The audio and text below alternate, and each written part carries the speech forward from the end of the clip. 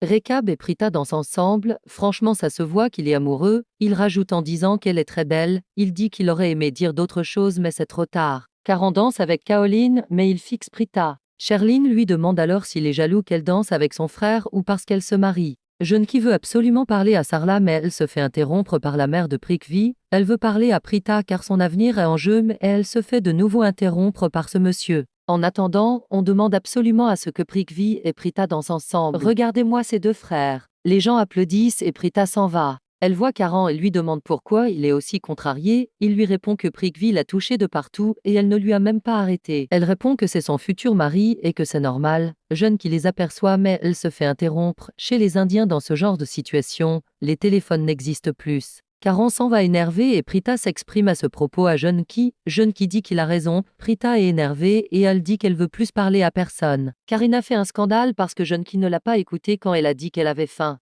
De l'autre, Jeunki dit qu'elle a vu Sherline avec un homme puis se fait interrompre par Sarla. Prita va confronter Sherline et dit qu'elle ferait mieux d'arrêter son petit jeu, Sherline l'accuse d'être amoureuse de Rezab. Prita répond qu'elle n'est pas comme elle. Elle rajoute en disant qu'elle sait très bien que son amant est là car Jeunki les a vus dans la chambre. Une fois qu'elle aura révélé le nom de son amant, elle exposera son vrai visage. Prita se rend compte après le départ de Sherline qu'elle a fait une erreur, elle aurait pu attendre d'avoir plus d'infos pour confronter Sherline. Petite info comme ça, vous allez voir que cette histoire va vraiment durer, j'espère que vous êtes patient. Pour revenir à la série, Sherline parle à Prithvi concernant Jeunki. Prithvi lui demande de se calmer et de parler clairement. Il s'enlace ensuite mais Jeunki voit tout, elle dit qu'elle ne comprend pas pourquoi il s'aime mais se marie avec d'autres et que c'est vraiment une honte. En partant Prithvi la frappe avec un objet et puis elle s'évanouit.